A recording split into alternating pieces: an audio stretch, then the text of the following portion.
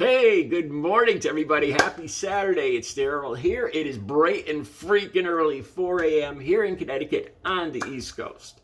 Okay, it's going to be a little bit of a different video today. I'm just going to spill my heart, man. I'm going to speak my mind. Okay, this channel, in my heart, the purpose of this channel is to help people. You know, I've told you, anybody that's watched my channel for any amount of time knows that I flipped my life around. I went through two decades of drug use and lying, manipulating, stealing. And the last 15 and a half years have been the best years of my life that I've been in recovery. And in my heart, I know this is why I'm still here on this earth, honestly. I've talked to you guys a little bit about how close I've come to how I shouldn't be here. And I truly believe, you know, my purpose here is to share this with other people, to give people hope. I read over and over. If you watch the TV show Intervention, I love watching that. Me and Audrey used to watch it, and we'd tear up at the end. It's not easy, and I feel like that's that's why I started this YouTube channel. Now, as you guys know, this channel is kind of small and growing, and in order to get views, I hate to admit this, but I have to. A lot of times I know what gets views, and it's a lot of times it's stuff that makes me scared or angry. It's really anger and fear is the same thing, really. But I'll talk about Trump or MAGA, and that's what gets the most views. And to be honest, a lot of times my videos are more negative than I would prefer. If I had my druthers, one of my old bosses used to say that all the time, and it used to drive me crazy. I used to hate the word, but now I want to use it. If I had my druthers, I would make this a more uplifting channel. You know, talk about the positive things in life. And because that's what my life is about now. Okay, so today I want to talk about something that happened to me yesterday. And I'm going to talk about a Donald Trump tweet. And I'm not calling him out just to bash on Trump, but because it struck me in a certain way as a juxtaposition, as a contradiction to what occurred in my day yesterday. Two opposite ends of the spectrum, really. Okay. First thing, I'll talk about Donald Trump, the tweet. It talked about Elon Musk. I'll put the link down below so you guys could read this yourself. And when I first read this tweet from Donald Trump, it was just so negative. And when I got to the end of it, it talked about how he basically calls Elon Musk a liar. He says that when Elon talked to him, Elon told him that he voted Republican his whole life and never voted Democrat.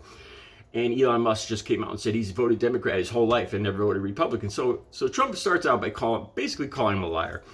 Then he goes on to say something about fake Twitter. It's probably, and he says Elon's bias is probably illegal. He goes on to talk about the party, the Democrats, as hate and all this other stuff. It's just, if you read it, if you really look at every sentence, and use the tweet for a thumbnail. If you just look at that tweet, you know, I'm not busting on Trump, but it just came across as so negative. And when I got to the very end of that tweet, it says, Donald Trump said, "Have fun." And it, you know, of course that's sarcastic, you know, and I just looked over the whole tweet, but it was just those last two words, "have fun," just like ranking. And you could feel the animosity right there in those two words that Donald Trump has for Elon Musk. And I thought back to the usual tweets with Trump calling names and stuff like that, and how Donald Trump must feel inside. How you know, I remember back to how I used to feel every day. That negative, angry, scared, the feeling of scarcity. That sums it up. Abundance and scarcity. It's two ways you could look at life. And it just I hope you guys can feel it too. I hope you read the tweet. Like I said, I'm not bashing on Trump. I just wondered how he feels. I actually felt pity for him. You know how he must have felt as he typed that. You know, at the end, and the have fun. You know, at the end. and how that felt in his stomach and his chest and how it must feel to go through that. And I remembered how I felt. And that negativity, and you don't have to go through life like that, and that's why sometimes my videos probably come across as a little negative. And being a young channel, I kind of, like, I'll take Bo the Fifth Column as an example. Bo could talk about paint drying. So, I love Bo. I love Bo the Fifth Column. But he gives off a very positive, friendly demeanor. His eyes, his face, everything. The homey feel of his setting, of his videos and everything. And he could literally talk about anything and get 100,000 views. Get 1,000 views in the first 30 seconds. Not even. He could talk about anything, the color blue, and it'll get the video would get 100,000 views. I don't have that luxury, so I've given this some thought, and I want to talk about something that happened to me yesterday, and this changed my entire day. All right, I was getting ready I do the usual 4-hour workout. It is my addiction. It's where I replace drugs with. It saved my life. I do at least 4 hours of working out, and I kind of end it on a bike ride. I was leaving my apartment building here, my complex, and it's a gated community. It's got fencing all around with security panels and everything. So anybody coming in has to type in a security code in the car to get in the parking lot, to get into the complex. And I went out the door, I got my bike down the basement, I brought it up the stairs, I went outside, and I went across about an acre or two of the parking lot to the back far fence to go out and start my ride. I noticed a bus. I see these buses because there's some older people in this complex, and they call the senior bus will come and pick them up. And you have to, from the bus, they have to call the person they're picking up, and then that person will buzz them in at the back gate. And I see the lady. I've seen this bus 100 times picking people up, so I knew what it was there for, but she was having a hard time getting in. And as I got closer to the gate, I could see it was a Spanish American, like a Puerto Rican woman. And I could hear her. She was having a hard time trying to communicate to get them open the gate. And then she beeped the horn out of frustration. Now, there was one or two other people walking on the other side of the fence and from the complex, and people leaving the complex too, and they were just ignoring her. So I walked up to the gate, and right off the bat, I was like, I got to help this lady out, to get in. I know she belongs in here. She's having a tough day. I'm going to help her out.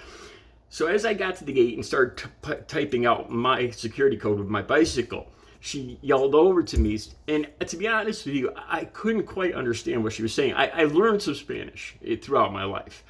To be honest, I'm not stereotyping here, but during my years of addiction, I hung out in the cities, New York City, different areas a lot, and I picked up a lot of Spanish. And I could make out certain words. So I hurried up. I typed out. I went out the gate, and I hurried over and brought my bike over. And I said, don't worry, I'll type in my security code and get you in.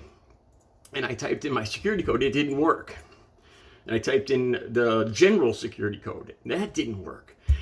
And I looked over, and this lady, she's like, it's broken. And I looked at the little readout, and it was all fuzzy. So there was a problem there. She was trying to call the person, and she was having a hard time. And I could make out certain words. And it sounded like she was scared, that I got the feeling she just got this job. There was a couple of words she said. I can't remember exactly, like getting fired. And she was fearing for her job. I think she just started it. And she was so worried she couldn't get in. And it almost looked like she was going to start crying. So I said, wait a minute, wait right here. I'm going to go back across the parking lot, back inside the building, into the office, and have them open the gate for you. Just wait right here. And she seemed so frustrated at that point. I'm not sure if she got what I was saying, because she was talking on the phone. I think she was talking to her husband on the phone, because she was having such a hard day or something. And then, in between trying to get a hold of the person in the building. So I pedaled back across. I hurried up. I typed my security code back in, went into the small gate, brought the bike across the parking lot, jumped on the bike, rode the bike to the front door, put my code in that door, ran in, ran up to the office, and I was praying that there was somebody in the office, and the lady in the office was on the phone. I finally got her attention, and I'm not sure, but I think at that time, the lady in the bus might have gotten a hold of the office, because the lady in the office kind of smiled, and she came to the door. And I said, the lady in the bus can't get in. She's here to pick somebody up. Could you open the gate for her? And the lady in the office, who's known me for the last 10 months that I've lived here, said, Daryl, that was very nice of you. Thank you so much for doing that for that lady. And it's like she already kind of knew. I got the feeling that the lady in the bus that was there, she must have just, it sounded like she was on the same wavelength. Like they just, the lady in the bus had just said somebody ran in to tell you to open the gate for me. So I went back outside, and I started walking back to the gate to make sure that she was coming in. And finally the gate opened up, and she came in, and I waved, okay, I hope you have a better day. And she waves back, and I rode my bike away, and I went on my 10-mile ride. And I swear to you guys, that honestly changed my day. Just that one instance of, I'll be honest with you guys. There was one, I didn't say this. This is the first time I've said this out loud. There was a couple seconds there where I was like, geez, I could just keep going and go out and not go into the office and just keep going about my day. I told her I was going to go in and go to the office. So I went back in the gate, and I was like, geez, I could just go out the other gate and just, screw her and keep going. It briefly, it wasn't something I was going to do, but it briefly, it went through my mind.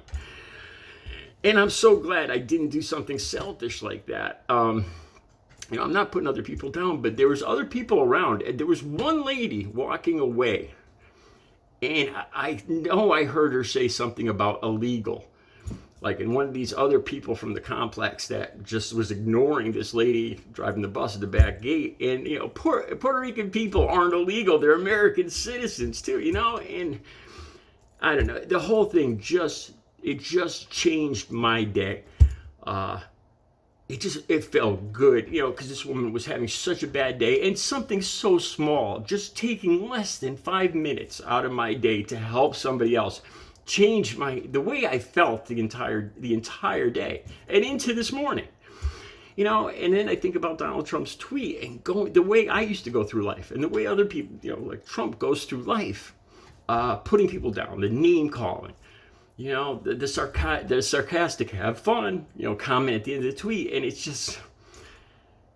it's such a difference. It's such a better life when you take time. It's all about helping other people, really. That's the reason we're here. And I know it sounds corny, but it's the truth. I see I'm running long on time. I hope you guys got something out of this today. I hope it gets some views. Have a great Saturday.